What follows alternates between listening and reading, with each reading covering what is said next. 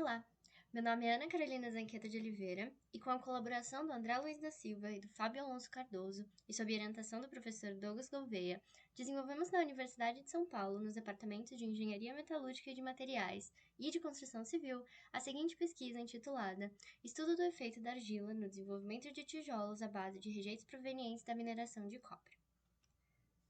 A motivação inicial dessa pesquisa veio do estudo das técnicas de construção com terra, na intenção de aprimorá-las e incorporar os rejeitos de mineração com um viés mais sustentável.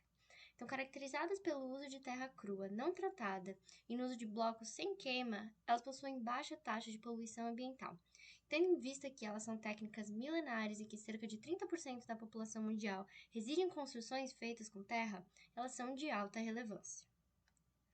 Logo, o objetivo do projeto é de substituir a terra comum pelos rejeitos provenientes da mineração de cobre, a fim de desenvolver blocos por adobe e taipa de pilão sustentáveis e aptos para a construção civil, com foco em estudar o efeito da adição de argila na resistência mecânica desses blocos, compostos pelos rejeitos das plantas A e B de uma empresa mineradora do Pará. A metodologia sofreu algumas alterações ao longo do projeto e por isso foi dividida em duas fases. Na primeira fase, as formulações foram conformadas em moldes retangulares por homogeneização manual através do método de taipa de pilão. As concentrações variaram em água, rejeito e argila. E a subsequente análise de resistência mecânica foi feita pelo equipamento Instron a partir de uma taxa específica pela norma. Já na segunda fase, foi proposta uma padronização da produção de amostras. A partir da confecção de uma matriz cilíndrica, a homogenização foi feita por um misturador mecânico e dessa vez 2 métodos foram realizados, a prensagem e a taipa de pilão. A partir das primeiras análises, foi possível inferir que as formulações de rejeito apenas com adição de água possuem baixa resistência, mas que com apenas 5% de adição de argila, houve um aumento de aproximadamente 850% no valor da resistência. Assim como também foi percebida a necessidade de padronização e melhora na fabricação de amostras. Já na segunda etapa do trabalho, as formulações variaram entre 2 percentuais de argila úmida e 2 percentuais de umidade para cada método de conformação. Então, dando destaque para o método de prensagem, que com 5% de argila e 8% de umidade, resultou nos blocos com maior resistência.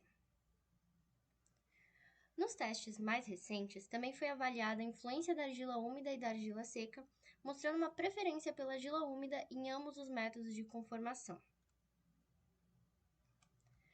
Assim como novas concentrações de argila foram exploradas, como 1, 3, 5, 10, 15 e 20%, chegaram a atingir 4,67% megapascais de resistência nos blocos por prensagem, com 6% de água e 15% de argila.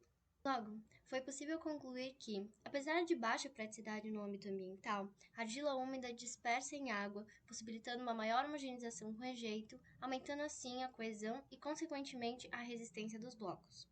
Os resultados eles ultrapassam os valores exigidos tanto pela norma BNT sobre tijolos de taipa de pilão, quanto a BNT sobre tijolos de adobe, que exigem uma resistência mecânica superior a 1,3 e 1,5 megapascais, respectivamente. Ou seja, foi possível concluir o melhor método de conformação, o rejeito com melhor performance, as concentrações mais apropriadas e o tipo de argila mais favorável.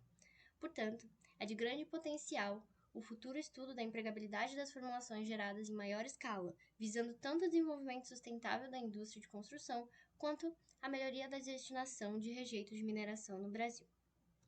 Por último, eu gostaria de agradecer o apoio de ambos os departamentos de Engenharia Metalúrgica e de Materiais e de Engenharia de Construção Civil, a Embrapi, a FUSP e a empresa Vale do Rio Doce. Muito obrigada!